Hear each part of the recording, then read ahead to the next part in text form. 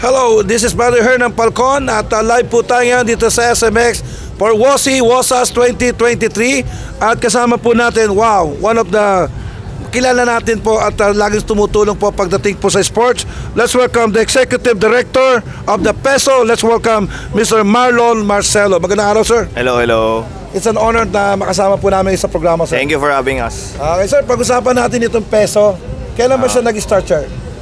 Nag-start siya 3 years ago. 3 years ago? Bagong-bago pa? Bagong-bago pa lang. So we just recently got our accreditation from of course our sports association kasi yung National Sports Association of Esports kasi. Okay. Yung PESO. So kami yung nagpapadala ng national athletes from different international esports events na kasama na. Oh, so ito yung naging konsepto niya na parang tumulong sa mga player at the same time padala sila sa iba't ibang mga field. Tama po ba? Yes. So currently kami lang yung National Sports Association na sanctioned ng POC. So kami technically parang SBP. Yes.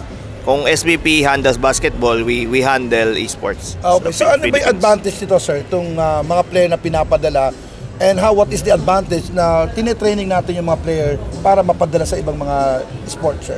So currently kasi ngayon esports malaking malaking space na siya specifically sa youth, sa youth market.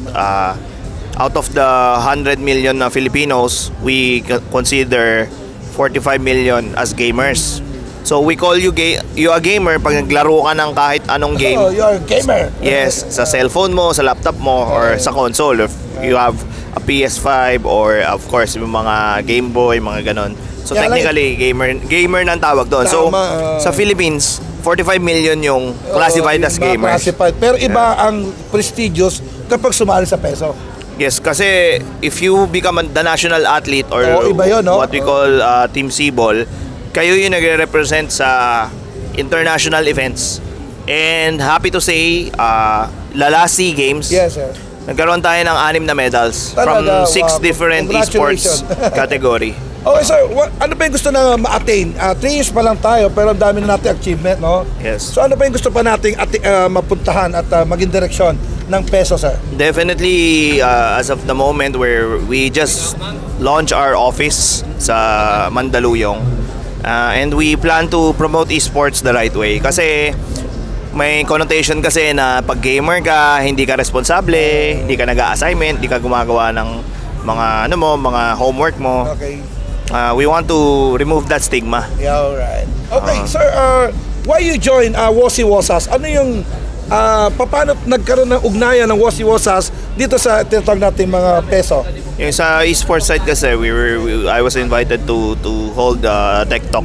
Yes. Para sa Esports 101. So kasi they saw that PESO can explain what this new industry is, no? Medyo bago lang siya. And sobrang dami kasing gamer. Alright. So esports kasi is one of the new industries na actually was sped up by the pandemic because at that time nung walang pwedeng magawa, nasa bahay ka lang, yung mga kids or na-try nyo na siguro na mag-games lang sa bahay gamit yung mobile phone mo or yung laptop. So that's where nag-speed up yung growth ng esports and magugulat ka na malaking industriya na pala siya sa ibang bansa. Tama. Okay. Sir, maraming salamat sa very informative na yan. At you can invite them, sir, para pumunta sa booth nyo, sir. At maintindihan pa kung ano ang PESO at ano itong advocacy natin, si ba, sir? Yes. So please invite them, sir. We invite you dito sa sa event namin. We are actually Technically wala kaming booth, but we are supportive of this event, and we hope na mas marami pang events na ganitong mangyari, specifically event showcasing esports and making sure that it's already been known sa iba't ibang industriya. And thank you for having us here. Thank you very much, sir. Thank you very much, sir. Sir, thank you very much, sir. Ito po si Brother Her ng Falcon would like to thank our major sponsor, ang Swedish at ang Binyo. Siyempre, kasama natin si Mr. Leo Salonga po ng Worldbex at sumusuporta po palagi sa sports ng peso. Maraming salamat sa ngalan po ng aming producer, Mr. Rick Angeles. Ito po si Mr. Her ng Falcon para sa programang Exhibits Today.